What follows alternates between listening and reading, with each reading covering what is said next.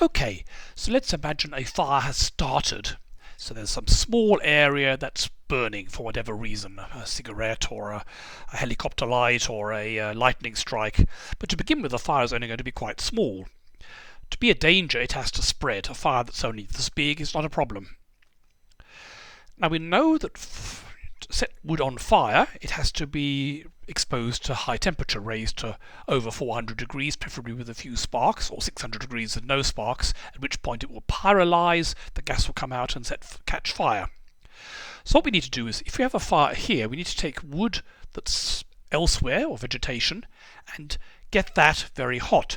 So this is actually a heat transfer problem. How do you get the heat from the fire over here to the wood nearby, and enough heat to make the wood nearby or the grass nearby or whatever it might be up to that high temperature where it pyrolyzes and starts burning?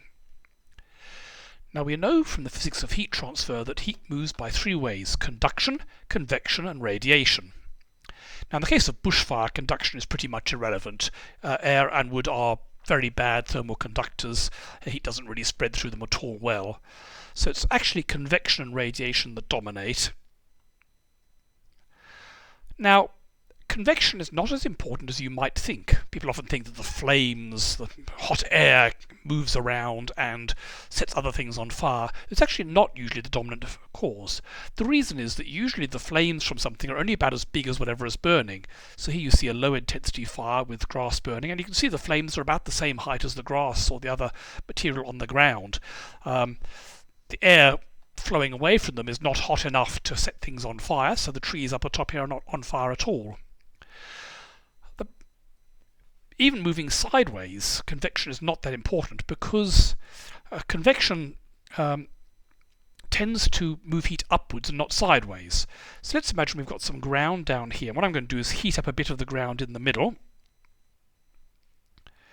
and we're going to model the flow of the air over it. And what you can see is that the hot air is rising, and in fact more cold air is being pulled in from sideways and then being carried upwards by the convection.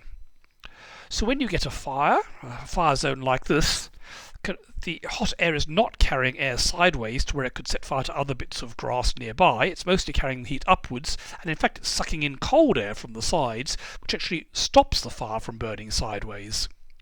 We'll come back to this in a bit more detail later, but that's basically telling you that convection is not as important as you might think.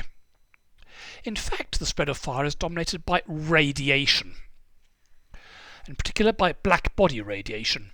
As we said earlier, the yellow colour of flames is due to black body radiation from tiny carbon grains, soot. And black body radiation, the intensity is given by the Stefan-Boltzmann equation, so the power radiated, P, is equal to the emissivity, epsilon, times the area, times the Stefan-Boltzmann constant, times temperature to the fourth. Now the emissivity for soot is very good, well, very bad. It's very emissive, it's very black, so it's about 0.9. A is the emitting area, which is typically the area of whatever's burning. So if it's a bush burning, it'll be about the size of the bush that the flames will be. Roughly, I mean the flames do go a bit above the bush, but that's roughly the sort of area we're talking about. Sigma is a Stefan-Boltzmann constant, 5.67 by 10 to the minus 8 watts per meter squared per Kelvin to the fourth. I always remember this because it's 5, 6, 7 and 8. And bushfire flames are typically between 1000 and 1200 Kelvin. They can get hotter, but that's a typical range. It's often assumed in firefighting studies. At 1100 Kelvin, that means, if you plug the numbers into this equation, you're getting about 75 kilowatts per square meter. That's an enormous amount of power. I mean, sunlight, sun can get you pretty hot on a sunny day, and that's about 1 kilowatt per square meter. So the power put out by bushfire flames is 75 times more than sunlight on a bright sunny day. So it's a lot of power.